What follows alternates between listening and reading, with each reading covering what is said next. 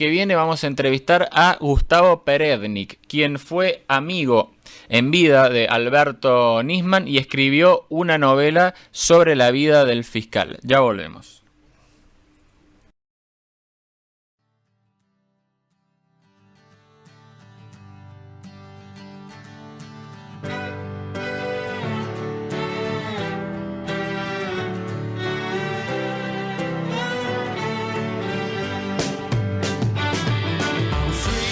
Bueno, estamos de regreso en este segundo bloque del programa Aires de Libertad, hoy dedicado a la vida y obra del gran fiscal Alberto Nisman. Estamos en comunicación directa con Gustavo Perednik, que es autor de la novela Matar sin que se note, un recorrido biográfico y también de su actuación en el caso AMIA del heroico fiscal Nisman, en el cual nos cuenta Gustavo cómo fueron sus años como fiscal a partir de donde agarra la investigación de la causa AMIA y logra ir resolviendo los distintos puntos oscuros que había dejado el anterior encubrimiento. Gustavo, Ezequiel te saluda.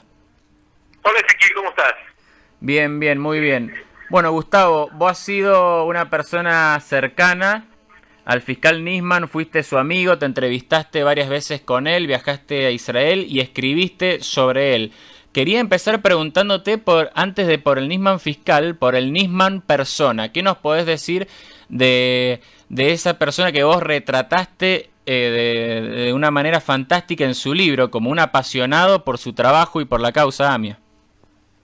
Un apasionado por su trabajo y por muchas otras cosas, sus hijas también, la vida en general, le encantaba jugar al tenis, un tipo así hiperkinético, muy perseverante, a veces perfeccionista, y trabajar con él no era tan fácil cuando se ponía en perfeccionista, y con todo muy respetado por la gente que lo rodeaba, también en la UFI, ese equipo que él supo montar de más o menos 40 personas profesionales de primer nivel que fueron los que descifraron el caso AMIA. Una persona muy jovial, muy dinámica, siempre haciendo cosas, en pocas palabras y teniendo en cuenta la batería de calumnias con la que intentaron ennegrecer su figura, diría que era la antítesis de todo intento de autodestrucción o de menoscabar su propia realización. Así que, si me permitís ligarlo con los últimos eventos, el hecho de que ya estemos encaminados a eliminar de una vez por todas este mito creado desde el oficialismo anterior de que Nisman se suicidó, ahora que estamos encaminados a eliminar ese mito, me alegro decir de que condice perfectamente con el tipo de personalidad de Alberto. Sí, sí, vemos que la otra cara también de la campaña sucia del oficialismo para manchar su imagen fue vincularlo siempre a mujeres y a fiestas, como si él utilizara los fondos que le proporcionaban para las investigaciones en ese tipo de pasatiempos, en vez de concentrarse, digamos, en lo que ha sido su trabajo sumamente profesional, que logró bajar a las pruebas jurídicas, contundentemente jurídicas, en ámbito judicial, lo que otras personas solo tenían como versiones periodísticas, digamos. Mira, las versiones aquellas que mencionás no tienen nada que ver con la vida profesional de Nisman. Tampoco era un gran playboy, pero era un hombre sin ataduras afectivas, de que estaba divorciado y por lo tanto no llevaba una vida célibe, pero tampoco era el otro extremo como intentaron dibujarlo. Pero lo fundamental de ese dibujo, de ese mamarracho que hicieron acerca de Nisman, no era tanto ensuciarlo, porque eso era de paso, sino desviar la atención pública, es decir, que la gente empezara morbosamente a ocuparse de la vida sentimental de Nisman y no de por qué lo mataron, que es lo fundamental. Así que yo ni siquiera mencionaría el tema, porque ¿sabes qué? Aquellos que empiezan con semejantes ideas, todo lo que le diría es, ¿sabes qué? Si fuera un playboy sí había que haberlo asesinado. ¿Qué tiene que ver eso con la investigación tan mal hecha acerca de cómo fue asesinado Nisman? E insisto en este derrame de optimismo que estoy volcando una y otra vez cada vez que me preguntas algo, esa investigación mal hecha que ha terminado, porque el hecho de que la jueza haya separado de su cargo a esta fiscal tan mediocre y tan incompetente que arruinó durante todos estos meses la investigación acerca del asesinato de Nisman, el hecho de que haya sido puesta al margen es un motivo de satisfacción.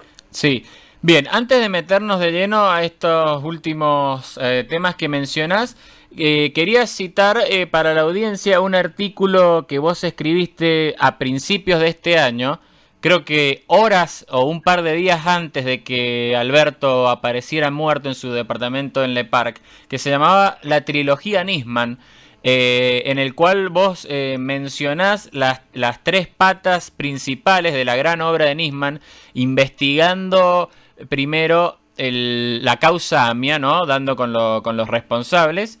Después, desnudando esta red de terrorismo que había tejido el islamismo en Latinoamérica. Y por último... Irán, concretamente, el estado terrorista de Irán es el que había montado la...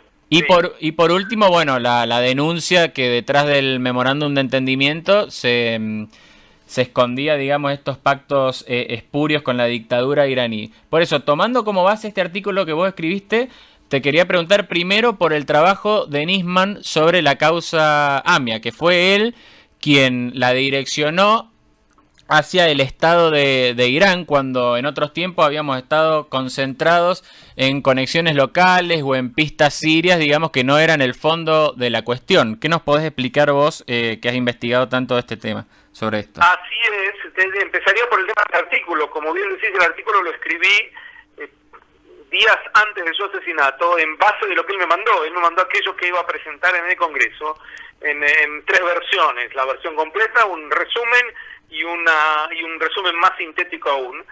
Yo leí, le contesté en un email muy elogioso diciéndole: querido Alberto, mirá, no te lo debo estar diciendo, pero yo sí quiero decirte que es admirable lo que estás haciendo y que nos enorgullecemos de vos y otras cosas así. Lamentablemente no sé siquiera si ese email lo recibió, tanto como no sé si recibió el artículo, porque yo escribí el artículo en base de lo que él me envió. Lo subieron casi de inmediato a internet en versión española e inglesa, y le mandé yo el enlace al artículo para escuchar su feedback, y nunca recibí respuesta hasta que me vino directamente el tsunami de la información acerca de su asesinato, que me la transmitió un amigo que tenemos en común. El hecho es que tenés razón. Dicho sea de paso, la trilogía Nisman está en internet para quien quiera leerla, y el editor puso arriba, el artículo fue escrito antes de conocerse el asesinato. Con respecto a cómo él descifró el atentado, lo que mencionás es correcto. Él puso el énfasis en el Estado terrorista de Irán y no en algunos islamistas iraníes radicalizados, como había planteado el juez anterior, Galeano. Y la diferencia es abismal, porque una cuestión es traer a la justicia a 3 o 4 personas que se excedieron o se volvieron locas o son muy extremistas, y otra es enfrentar directamente a un Estado que tiene montado una red de terror en el mundo entero. Y a eso lo llevó Nisman, por eso se transformó, sin habérselo propuesto, en el enemigo número 1 de Irán en el mundo, porque era el que en la lid internacional más combatía el terrorismo iraní. Y en alguna buena medida pagó con su vida. Yo y el libro Matar sin que se note, no sé si sabés, Ezequiel, vos lo leíste muy bien, por lo que veo, lo citás, y me halaga mucho que así lo hagas, pero tenía como título alternativo, antes de ser publicado, El asesinato de Alberto Nisman. Y ese título que precisamente Alberto había señalado como que le parecía bien, a mí me sorprendió. Después igualmente en la editorial vimos que era demasiado morboso y por eso quedó Matar sin que se note. El título Matar sin que se note también parece premonitorio, hablando antes del asesinato de Nisman sobre su asesinato. Pero claro, ahí no está referido al asesinato de Nisman, sino al accionar de los iraníes. Pero como se jugaba con la posibilidad de que sea asesinado, porque ahí se mencionan las amenazas iraníes a su vida, entonces era una posibilidad titular así el libro. De todos modos fueron estos aportes de Nisman a la causa AMIA los que la destrabaron, los que mostraron claramente todo. Vos sabés que uno de los mitos que corren acerca del atentado de Al-Ames es cuando la gente repite como loro esta muletilla tonta de sobre el atentado de Al-Ames no se sabe nada. En realidad sobre el atentado de Al-Ames se sabe todo. Quién fue el auto inmolado, dónde se entrenó, quién lo financió, por dónde ingresaron al país. de dónde salía el dinero, la cuenta en el Deutsche Bank, los movimientos de aviones, los iraníes que estaban involucrados, quién dirigió a Mohsen Rabbani a toda la red local, todo se sabe. Bueno, digamos, casi todos, los detalles menores no, pero el esqueleto del atentado está perfectamente demostrado en el dictamen de Nisman de 802 páginas de octubre del 2006. Sí, exactamente, como vos bien lo mencionás ahí, pero son por nombres o hechos que a la gente acostumbrada a repetir, como vos decís, eso de que sobre AMIA no sabemos nada o queremos justicia, como apelando a ese desconocimiento general, pero Nisman, como bien decís, lo dejó asentado en ese dictamen, o sea, pero tenemos que insistir en difundir esta información, en que se sepa, por ejemplo, el papel que se ha cumplido en la Triple Frontera, quién fue Ibrahim Hussein Berro, cómo se inmoló con un coche bomba, digamos, todo eso que está sentado, como bien vos decís, en el dictamen, pero que por ahí, por conveniencia o por ignorancia, no se ha dado, no se ha prestado mucho para la difusión. Bueno, ahora con los nuevos vientos que soplan en la Argentina, este clima general de reconstrucción, creo que se va a difundir mucho más. Este es el momento en que se difunda. Y en retrospectiva sabemos por qué no se querían difundir, porque ellos tenían un pacto secreto con los iraníes para blanquearlos. Entonces, por supuesto, que no van a querer al mismo tiempo de blanquear a los iraníes, mostrar que fueron los culpables. Aun cuando la última grabación de Timmerman, sabrás a qué me refiero, este video que salió, sí, este audio que salió revelado ayer o antes de ayer, en donde Timmerman, en una expresión de cinismo sin parangón, les exige a los dirigentes de la comunidad judía argentina que no se opongan a la comunidad, y en el mismo momento en que les está exigiendo eso, está reconociendo que son los que hicieron el atentado. A pesar de este cinismo, en lo que es público no podían hacer gala de tanto cinismo, entonces ellos no querían que se difundiera la culpabilidad de Irán. Con todo agrego algo, que vos pusiste en la misma bolsa el tema de no repetir como loros que no se sabe nada, porque eso es cierto, se sabe todo, y reclamar justicia. Eso sigue vigente, el reclamo de justicia, por supuesto. Claro que queremos justicia, la justicia no se ha implementado, pero no porque no sepamos quiénes son los culpables, sino porque Irán los protege. Entonces, reclamar justicia no es incompatible con decir que sabemos todo lo que ocurrió. No, sabe lo que ocurrió en el atentado y reclamamos que los culpables vengan a ser juzgados en tribunales argentinos. Exactamente, no, yo me refiero a al reclamamos justicia, pero como pedido vacío, digamos, de gente, claro, que no quería identificar como que ya los hechos que ya están señalados por Nisman y los responsables, o sea, gente que no si le mencionaba a Rafsanjani, a Rezai, a Rabbani, no sabe quiénes son, digamos, o no quiere saber. No es tan importante tampoco que la gente se acuerde de nombres que son de por sí complicados. No, pero con que se acuerde que son funcionarios de Irán. Claro, Mohsen Rabbani era el agregado cultural de la embajada iraní en la Argentina, eso es lo que hay que saber, que el agregado cultural de la embajada iraní en Argentina era el cerebro, la cabeza de la red que operó para cometer los atentados.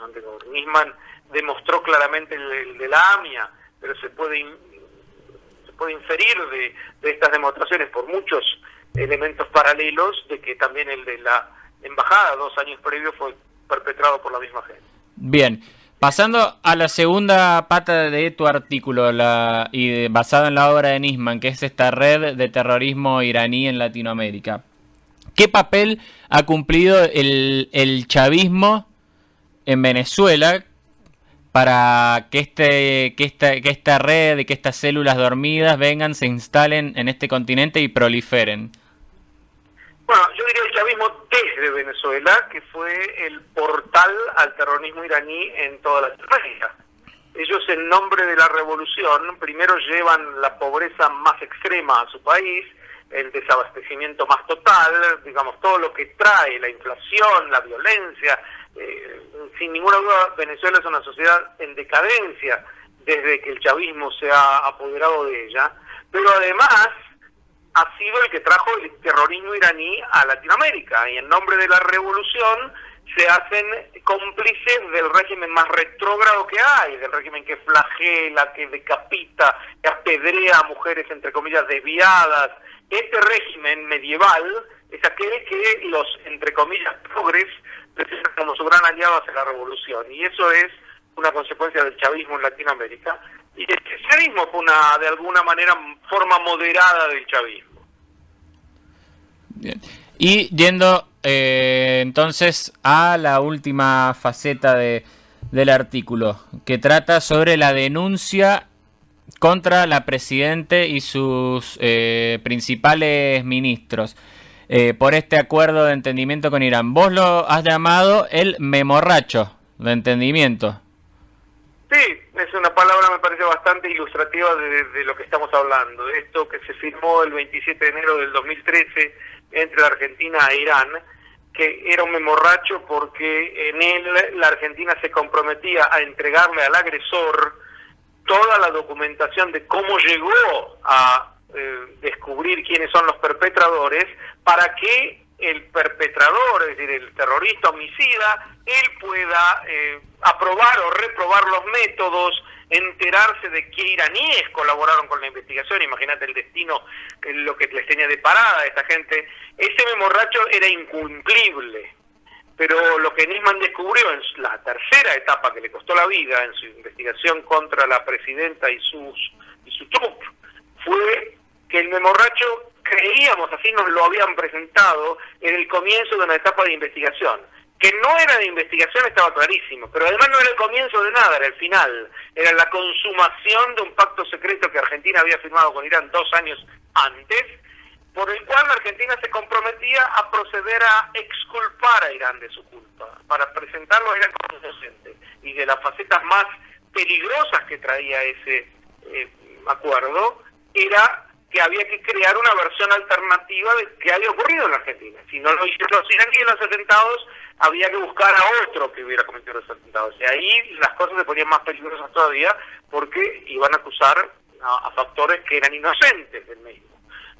Por suerte, el cambio político en la Argentina, los nuevos vientos que están soplando hoy en día, hacen que el plan macabro, probablemente el más macabro de la historia argentina, haya sido abortado, y no lograron exculpar a Irán ni proceder a reescribir la historia argentina, en donde el terrorismo pasa a ser blanqueado. Pero podrían haberlo logrado con un cambio muy distinto, muy pequeño de cómo obró el viento de la historia entonces. Incluso con respecto a Nisman, ellos creyeron que a Nisman se lo mataba, que se presentaba esto como suicidio, se archivaba, la gente se iba a olvidar y ahí terminaba todo. No se imaginaron que tantas cosas podían salir mal y que finalmente, yo sigo esperanzado y optimista, sabremos la verdad en algún momento. Bien, justamente a eso iba mi última pregunta. Hay 3 cosas que están esperando que deberían tener en principio una sentencia definitiva, que son la causa AMIA, la denuncia del fiscal y precisamente esclarecer su asesinato y condenar también a los culpables.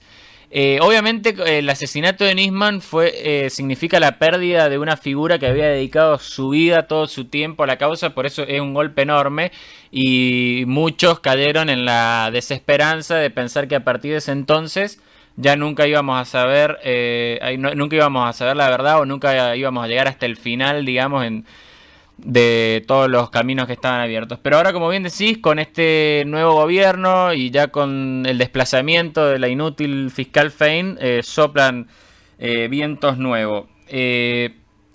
¿Considerás, digamos, que hay un alto grado de posibilidad, de probabilidad de que por lo menos en una de estas 3 causas podamos llegar a fondo y no solamente saber la verdad, porque en una ya se saben, sino ver a la gente responsable condenada finalmente?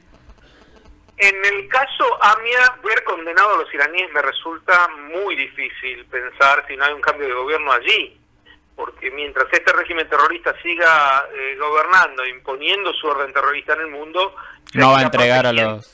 Claro, no los va a entregar, pero uno nunca sabe esto, es decir, puede haber cambios distintos, que alguno de ellos quede mal parado con algún ayatolá y haya alguna interna que nosotros desconocemos. Estas cosas cambian, entonces decir que nunca va a ocurrir también es un exceso de pesimismo. Diría que no es fácil, pero yo me daría por satisfecho si se hiciera en la Argentina. Hay que cambiar una ley para eso, si se pudiera hacer un juicio en ausencia, se los proclamara culpables, se difundiera esa culpabilidad por el mundo entero, y se supiera exactamente. Mientras tanto, ellos no se pueden mover ahora de Irán, en teoría, porque la Interpol ha emitido alertas rojas que no vencen, y estas alertas rojas no le hace que cualquier policía del mundo, apenas estén en otro lugar, los atrapen. Por supuesto, cuando estuvo uno de ellos en Bolivia, la policía boliviana no se ocupó de hacerlo porque era chavista. De Chávez había emitido sus propias, entre comillas, alertas rojas, tratando de proteger a los perpetradores. Sí, Evo Morales se hizo el distraído y terminó pidiendo disculpas después. Probablemente unas disculpas poco sentidas, sí, porque estaba claro que había ocurrido. Después, bueno, formalmente pidió disculpas, están dispuestos a pedir disculpas, y lo que no están dispuestos a enfrentarse con Irán. El tema es que vos preguntás cómo se puede resolver el resto. Yo creo que con el respecto al caso de la denuncia de Nisman contra el gobierno argentino, lo vamos a saber más o menos en breve si tiene posibilidades. Porque hasta ahora el que cometió una gran traición al respecto se fue Rafael, que archivó toda la causa diciendo que no había consumación de delito, que simplemente se está hablando de un intento de delito porque el pacto no había comenzado a concretarse. Esto, desde el punto de vista jurídico, hay gente que lo sabe mucho mejor que yo, explicar y entender, se puede refutar, pero hay en estos momentos zonas de resistencia, porque si bien todas las pruebas están ahí, congeladas por Rafecas, ahora hay que tratar de vencer el escollo de que alguien diga, no, pero esto ya fue causa juzgada, no se puede volver a remover cuando ya se dijo que no había consumación de delito. Bueno, hay vericuetos legales para tratar de hacerlo, pero para eso se requiere mucha deliberación, mucha voluntad, mucha fuerza. En pocas palabras, si estuviera Nisman detrás, seguro que lo lograría, pero no tenemos gente como él, con tanta perseverancia y con tanta obsesión en llegar a consumar la verdad. Hay que guardar las esperanzas hasta el último momento. No es fácil el camino legal, pero hay un sendero que nos podría llevar a eso. El otro, que es el asesinato de Nisman, a mí me parece que sí se va a saber. No me sorprendería que en poco tiempo regrese Sciuso al país, haga las declaraciones correspondientes. Las declaraciones que él haga seguramente van a iluminar sobre qué pasó y cómo fue asesinado Nisman. Pero cada vez la gente va a hablar más, porque hay un clima de menor miedo, empiezan a atarse mucho más cabos, así que yo creo que hay bastantes esperanzas. Bueno, te agradezco, Gustavo, esta comunicación, una más.